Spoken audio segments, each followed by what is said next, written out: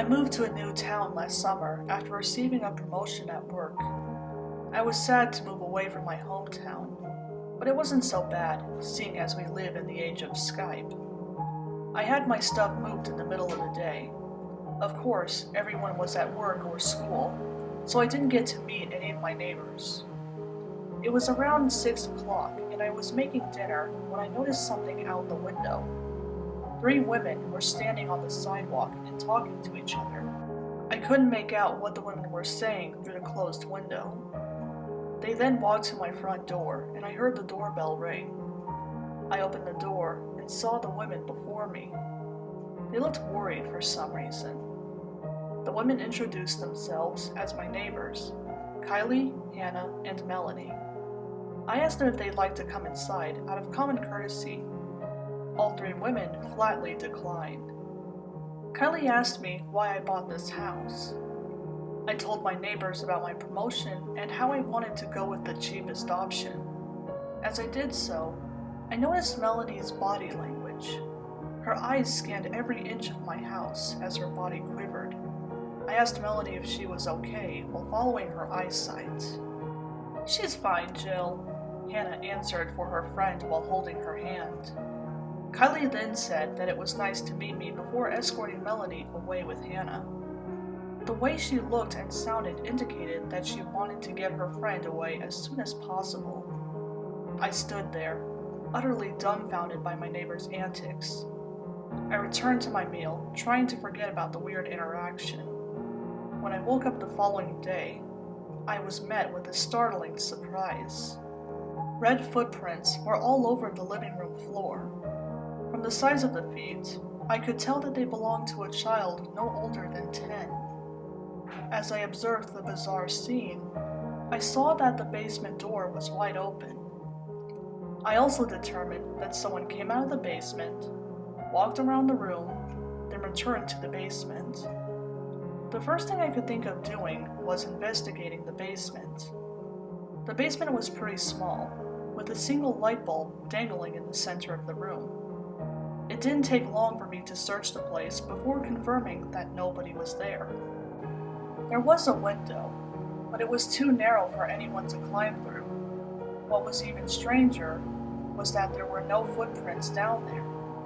I didn't know what to make of any of this. I couldn't even tell what substance the footprints were made of or locate the source. It couldn't have been blood. If that were the case, then whose was it? I cleaned the footprints as I didn't know what else to do. I didn't call the police as I found it unnecessary. There was no body, nor was anything stolen, so I just left it alone. The following day, I found the same mess in my living room. My mouth fell open as I tried to comprehend how this happened.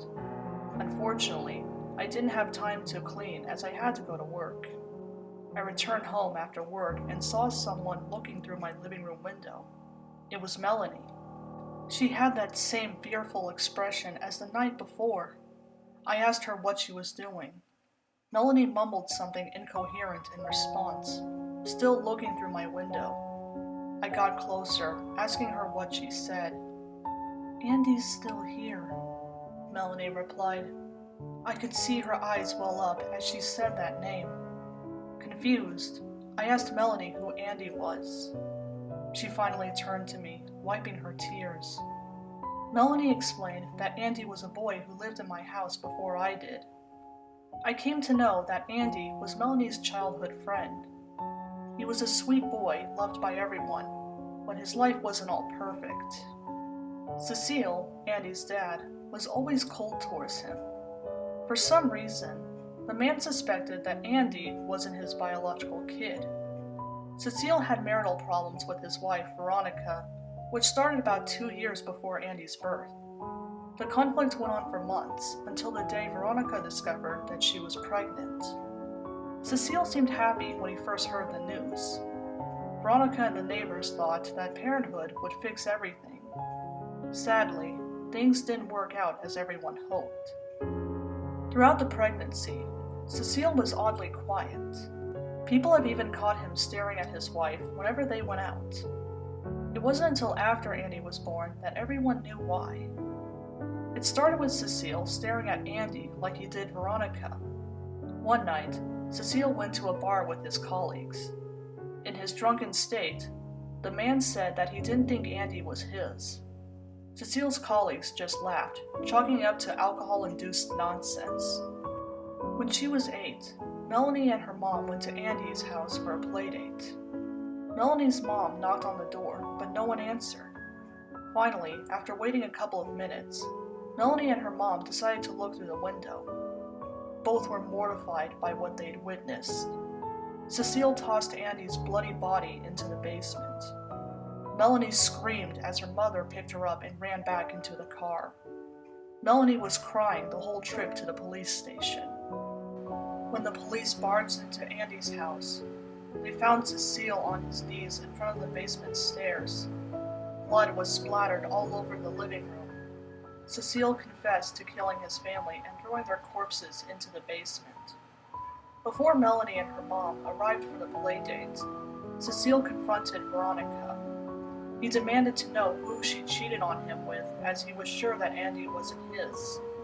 Veronica swore up and down that she never cheated on Cecile. Cecile was so mad at his dishonest wife that he killed her and Andy in a fit of rage. It wasn't until after the deed was done that Cecile snapped out of it. He regretted his actions and cursed himself for his insecurities. Melanie never recovered from the trauma of that incident. She couldn't even bring herself to Andy's house without being reminded of the poor kid's demise. Since that day, Andy's spirit roamed the house every night, leaving bloody footprints behind. I'm planning to move soon. Only this time, I'll be checking the history of the openings beforehand.